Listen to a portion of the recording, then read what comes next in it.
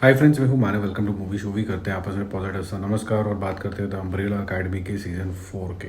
इसके 6 ही एपिसोड आए हैं और आपको काफ़ी हद तक महसूस होगा कि इनके शायद पास इतना मटेरियल ही नहीं था, तो इसलिए उन्होंने 6 एपिसोड में इसको ख़त्म करा। बाकी 6 भी आपको लंबे लगने लग जाते हैं। मोटी मोटी बात करें तो हार्ग्रेव जो अपने 7 बच्चों के साथ कुछ अजीब सी अतरंगी चीज़ें कर रहा है, क्योंकि उनके पास स्पेशल पावर्स हैं और उनको विजिलेंटे बना देता है। और हर एक के पास अपनी अपनी पावर है। जिनको नहीं पता उनको बता देता हूँ। तो लूथर है जो नंबर 1 है। इसको नामकरण के साथ साथ इनको नंबर्स भी दिए गए हैं। तो नंबर 1 को मिलता है एप, उसको बहुत ही स्ट्रॉन्ग है। डियागो चाकू वाकू चला लेता है। एलिसन जो है अपने आप को हिप्नोटाइज करवा सकती है, किसी को भी कुछ भी कान में बोल के। क्लाउस जो है वो घोस्ट से बात कर सकता है। उसका भाई बेन जो है वो मर चुका है, घोस्ट है। वान्या जो है वो मोस्ट पावरफुल है, वो अलग अलग तरीके की पावर्स का डेमोन्स्ट्रेशन दे चुकी है 3 सीजन्स के अंदर। अब देखो, जैसे सीज़न 4 शुरू हुआ उसके अंदर बहुत सारी एंटिसिपेशन थी, क्योंकि इनकी जो डायनामिक्स थी, नए कैरेक्टर्स इंट्रोड्यूस हुए थे और एंड में जो इन्होंने बहुत बड़ा पंगा सॉल्व किया था, और जिससे ये एक नई ऑल्टरनेटिव टाइमलाइन के अंदर पहुंच गए थे। तो सबकी अपनी अपनी एक ग्रोथ जर्नी आपको दिखी थी। यहाँ तक कि इनकी कन्फ्रंटेशन भी हो गई थी आपस में कि क्यों एक दूसरे से ये मुंह बना के बैठे रहते थे, क्यों इनकी डिसफंक्शनल फैमिली थी। लेकिन जो मज़ेदार चीज़ थी वो थी इनकी केमिस्ट्री। और जो दूसरी मज़ेदार चीज़ थी नंबर 5 के अलग अलग तरीके के जो छोटे वन लाइनर्स थे, और जिस तरीके से वो 100 साल से भी ऊपर का आदमी है लेकिन है बच्चा सही, वो काफ़ी ज़्यादा ज़बरदस्त तरीके का था। तो सीज़न 1 जिस तरीके से शुरू हुआ था वो काफ़ी अच्छा था, डिसफंक्शनल था। और हार्ग्रीव मर गया है, इस वजह से सारे लोग इकट्ठे हुए हैं। कॉमेडी भी थी, एक्शन भी था, प्लानट को सेव करना था। सीज़न 2 में भी प्लानट को सेव करना था, लेकिन इस बार न्यूक्लियर अटैक था, JF कैनेडी के साथ पंगा हुआ। लेकिन यहाँ पर इन्होंने टाइमलाइन सारी की सारी अब ख़राब करनी शुरू कर दी। ग्रैंडफादर पैराडॉक्स भी हो गया सीज़न 3 के अंदर। होते होते ये ऐसे टाइमलाइन में पहुँच गए जहाँ पर इनको बैन मिल गया। और कैसे मिला कि भाई द स्पैरो अकेडमी के टाइमलाइन में यहाँ पहुँच के, जहाँ पर इनके जैसे ही और दिखने वाले लोग हैं। और बेन जो है फ्रंट रनर है। अब ब्रेन तो आपको पता है मर चुका था जिन्होंने ये सीरीज़ देखी है। तो सीज़न 4 के अंदर वहाँ से स्टोरी कंटिन्यू होती है और बेन के ऊपर लार्जली सेंट्रिक होती है। जो जो एग्जिस्टिंग अम्ब्रेला अकेडमी के मेंबर्स हैं, ना तो उनके पास पावर्स हैं, लेकिन उनको फिर भी एक बड़ा अटैक रुकवाना है 2 विलन्स के साथ इस बारी।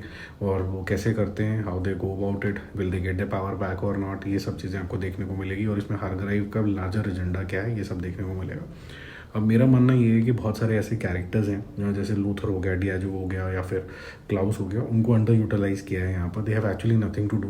मैं काफ़ी टाइम से वेट कर रहा था कि जो लूथर है वो अपना कुछ जैसे कहते हैं ना हल्कपन दिखाएगा, उसने अभी तक नहीं दिखाया। अभी तक हम वेट ही कर रहे हैं।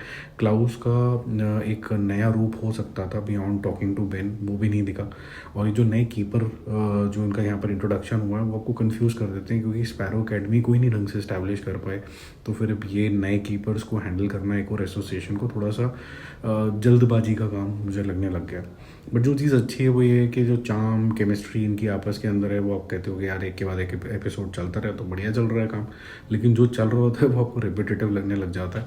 वही दुनिया को बचाना है, वही इनके कन्फ्रंटेशन आ जाते हैं। और फिर जो नॉट सो रिपीटेटिव है वो ये है कि इनकी जो फैमिली डायनामिक्स थी, जिनसे इनकी शादियाँ हो गई थी, या फिर सीज़न 3 के अंदर जो भी चीज़ें आपने देखी थी, फॉर एग्जाम्पल एलिसन और उसकी जो डॉटर है उसका रिलेशनशिप ले लीजिए, या फिर आप ये कह सकते हैं कि डियागो और वो किसके साथ रिलेशनशिप है, काफ़ी सारी चीज़ें वो भूल गए। लूथर की शादी भूल गए।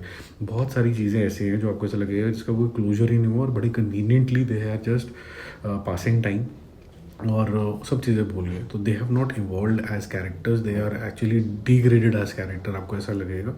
और ओल्ड स्टोरी से बहुत ज़्यादा डिसजॉइंटेड सी फीलिंग आपको आने लग जाएगी, which is not a good closure for season 4। But जिस तरीके से थोड़ा सा एंड किया गया है, लेकिन ऐसा लग रहा है कि शायद सीज़न 5 भी आ सकता है। लेकिन ये है लास्ट सीज़न, अब ये कैसे करेंगे, कैसे मैनेज करेंगे इसको, ये तो पता नहीं। बट ये कैरेक्टर्स को दोबारा देखने में फ़न आएगा। और एक और फ़न जो थोड़ा सा कम हो गया मेरे लिए वो ये कि नंबर 5 जो है वो जेन्युइनली बच्चा नहीं लग रहा है, वो बड़ा लगने लग गया है। तो वो जो बच्चे वाला जो चार्म था वो भी हट गया है। तो it's okay season, I would say not a great one. बाकी हम जल्दी मिलेंगे और रिव्यूज़ अपडेट्स से। Stay connected. I will give this season 2.5 stars out of 5। और इससे पहले मेरी पूरी प्लेलिस्ट है जहाँ पर मैं बोलूँगा कि मुझे सारे के सारे अम्ब्रेला अकेडमी के सीजन बहुत ही अमेजिंग लगे थे। और मुझे लगा था कि ये एवेंजर्स के जोन के अंदर है, टीवी के अंदर एटलीस्ट।